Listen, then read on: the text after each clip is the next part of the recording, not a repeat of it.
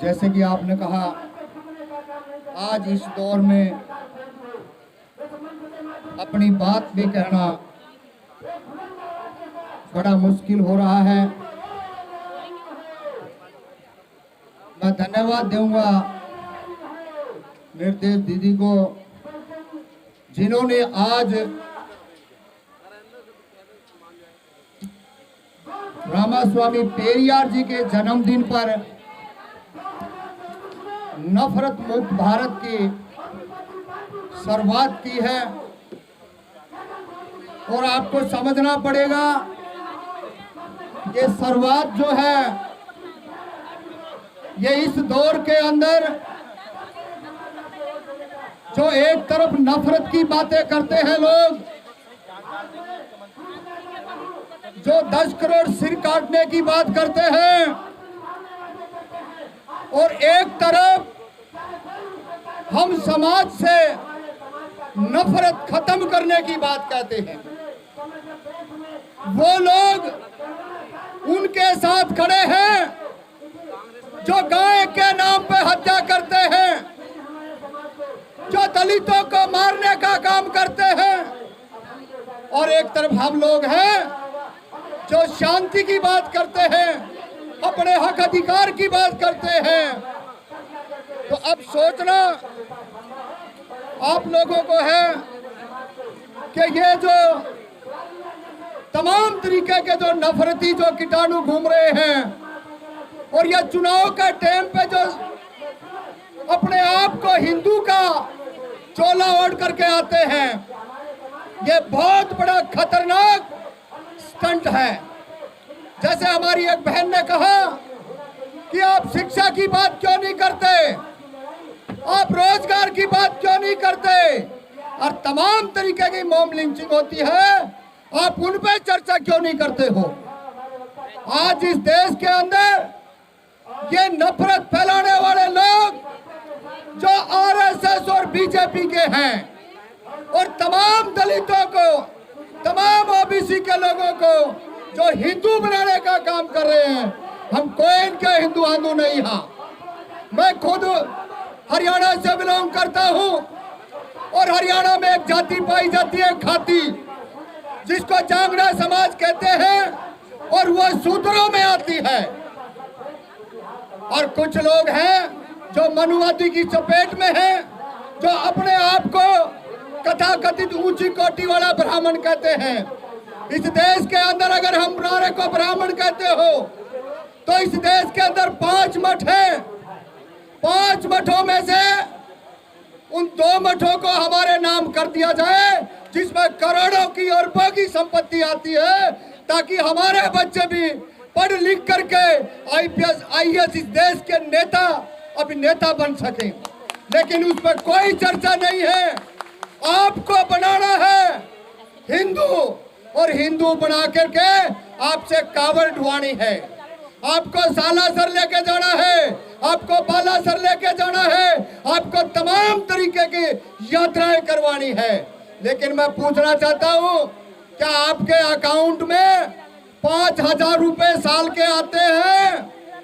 कोई भी दलित, कोई भी पिछड़ा ये दावा ठोक करके नहीं कह सकता कि 1 साल के अंदर जो दिहाड़ी मजदूरी करने वाला है, जो रेड़ी लगाने वाला है, जो ड्राइवर है, जो कुल्चे की रेड़ियां लगाता है, उसके आप 5,000 रुपए अकाउंट में नहीं जाते हैं। लेकिन आस्था के नाम पे कम से कम भी लाखों रुपया उसका धर्म के नाम से उड़ जाता है, और वो हमारे यहाँ नहीं जाता। वो उनके जो कथाकथित इस देश के पंडे पुजारी हैं, वो उनके खातों में जाता है, और उनके बच्चे विदेशों में पढ़ते हैं। और हमारे बच्चों के लिए, मैं हरियाणा से आता हूँ, और खट्टर सरकार बीजेपी की सरकार है, जिसमें 150 स्कूलें बंद कर दिए, और क्या कहा कि मर्ज कर दिए गए हैं।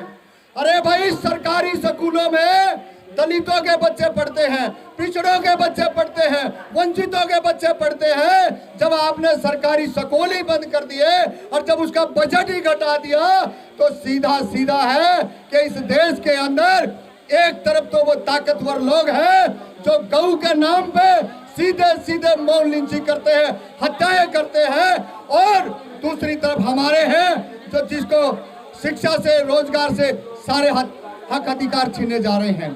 तमाम इस देश के लोगों को कहना चाहते हैं कि आप अपने आप का दीपक स्वयं बनिए।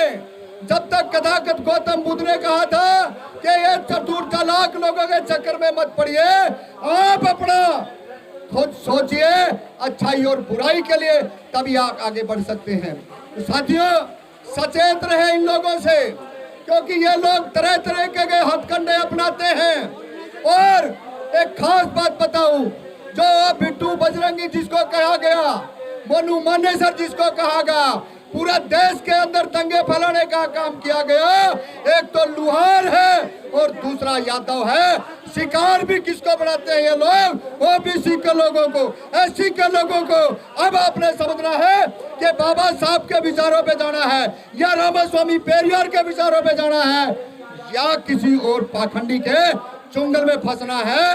इस देश के अंदर सबसे ज्यादा अत्याचार, सबसे ज्यादा जुल्म अगर किसी पे होता है तो वह इस देश की महिलाओं के ऊपर होता है। महिलाओं को समझना पड़ेगा, हर घर से महिला को ये बात समझनी पड़ेगी कि आप अगर उन काल्पनिक चक्रों में पड़ोगे तो कुछ नहीं होने वाला। आप इकट्ठे हुए इसी तरीके से, आप जाइए स्कूल के हेडमास्टर के पास, जाइए अपने बच्चों के टीचरों के पास, देखिए कैसे परिवर्तन आता है। तो ये सारे के सारे जितने जो लुटेरे हैं, ये सारे के सारे जो बड़े बड़े मंदिरों के मठाधीश हैं, ये हमारे को कमजोर करने की कड़ी है। चाहे 15 लाख का जुमला सरकार ने दिया हो, चाहे रेल बेचने का काम किया हो, चाहे स्कूल बेचने का काम किया हो, तमाम सारी ऐसी जो चीजें हैं वो आने वाली हमारे बच्चों के लिए सारे के सारे रास्ते बंद कर दीजिए हैं। तो साथियों, समझना है दो नारे ताकत से, ताकि यहाँ आसपास जो बीमारियां हैं वो साफ हो जाएं। जय जय जय जय जय भीम। किराए के आदमी को नहीं हमारे पास में, धूप में बैठे हो, दोनों हाथ ऊपर होने चाहिए और उनको पता लगना चाहिए कि हम भी अभी जिंदा हैं। रामास्वामी पेरियार का जन्मदिन है, जिन्होंने इनकी जड़ें हिला दी, इनकी चूड़ें हिला दी, और आज 70% लोग, मैं देश की राजधानी जंतर मंतर से कहना चाहता हूं, आज 70% लोग रामास्वामी पेरियार को अपना आइकन मान रहे हैं और वही आज उनका जन्मदिन है। साथियों, जय भीम, इनकलाब जिंदाबाद, रामास्वामी पेरियार जिंदाबाद, रामास्वामी पेरियार जिंदाबाद। धन्यवाद।